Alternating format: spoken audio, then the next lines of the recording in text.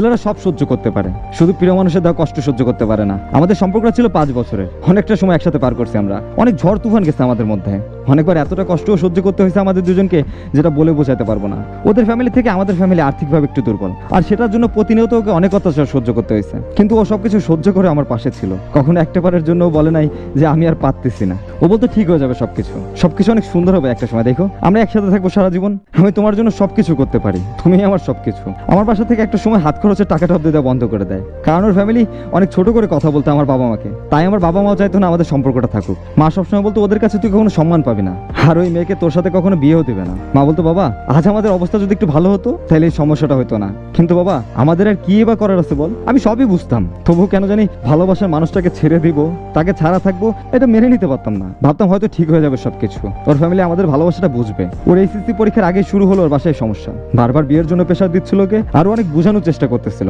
কিন্তু কোনো কিছুতে ওর পরিবার মেনে নিচ্ছিল না। তাদের কথা আমাদের ফ্যামিলিতে তার মেয়েকে বিয়ে দেবে না। আমি অনেক ভয় পাইতাম ওর বাবাকে, অনেক রাখি একটা মানুষ, তবুও সাহস করে ওদের বাসায় যাই। ওর মা অনেক ভালো ছিল, ওর বাবা আমার সাথে কথাই বলে নাই। ওর মা আমাকে বললো দেখো তুমি হয়তো জানো না ওর বাবা কেমন, যেটা বলবে সেটাই করবে, সেটা হোক ঠিক বা ভুল, আমাদের কথায় কিচ্ছু যায় আসবে না বাবা। ও পাশে বসে শুধু কাঁদতেছিল। ওর আম্মা আমাদের দুজনকে একটা কথা বললো, কিছু জিনিস মেনে নিতে হয়, তোমরা দুজন মনে করবা যে তোমাদের একসাথে থাকা তোমাদের কপালে নাই।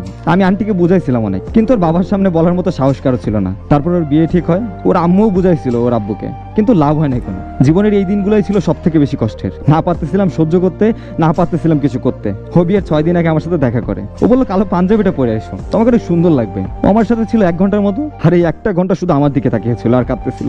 আমি কেমন যেন পাথর হয়ে গেছিলাম কষ্টে, আমার চোখ দিয়ে পানিও পড়ে নাই তখন, কিন্তু ভেতর থেকে প্রচন্ড কষ্ট পাচ্ছিলাম, মনে হচ্ছিল এখনই মরে যাবো। যার আগে বললো আর তো কোনোদিন দেখতে পারবো না, তাই মন ভরে দেখে নিলাম। পালিয়ে যাওয়ার মতো সাহস আমার নাই, বাবা ঠিকই খুঁজে বের করবে, আর একসাথে থাকতেও দিবে না, আর তোমার পরিবারকে আমাদের জন্য অনেক কষ্ট পেতে হবে। ভালো থেকো তুমি, আর কিছুক্ষণ থাকলে যেতে পারবো না আমি, তুমি আর আমি একসাথে থাকতে পারলাম না। ওই দিনের পরে আর যোগাযোগ হয় নাই, আর হবেও না। 2টা বছরে অনেক কিছু পরিবর্তন হয়েছে, অনেক বেশি কষ্ট পাইছিলাম আমি জানি ও আমাকে অনেক ভালোবাসে, কিন্তু ওর কাছেও কিছু করার ছিল না তখন। প্রথম দিকে অনেক বেশি কষ্ট হতো, এখন আস্তে আস্তে কষ্টটা কমে যাচ্ছে, তবে বুকের কোথাও না কোথাও আজীবন এই ব্যথা থেকেই যাবে। জীবনের এইসব কিছু সময় মানুষ খুব অসহায় হয়ে পড়ে, হয়তো আপুটার ক্ষেত্রেও তাই হয়েছিল, ইচ্ছা থাকা সত্ত্বেও কিছু করতে পারে নাই। পরিবার সব বুঝতে চাইলেও ভালোবাসা জিনিসটা তারা বুঝতে চায় না। বাবা মা ভাবে তারা যেটা ভাবতেছে সেটাই সঠিক, সন্তান সব সময় ভুল। আবার কিছু কিছু সময় তাদের জেদ সন্তানের ভালোবাসাকে শেষ করে দেয়।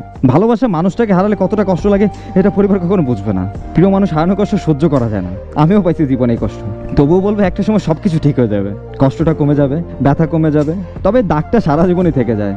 মনে পড়বে মাঝে মাঝে, এই সবকিছু নিয়ে তো বেঁচে থাকতে হবে, ভালো থাকতে হবে। কিছু জিনিস হয়তো কপালে ছিল না, বা সেটা থেকে ভবিষ্যতে আমাদের খারাপ কিছু হতে পারতো, তাই সেটা আল্লাহ আমাদের কপালে রাখে নাই। এটা মনে করে হাসি খুশি থাকার চেষ্টা করেন, খারাপ সময়ের পর ভালো সময়টাও আসবে।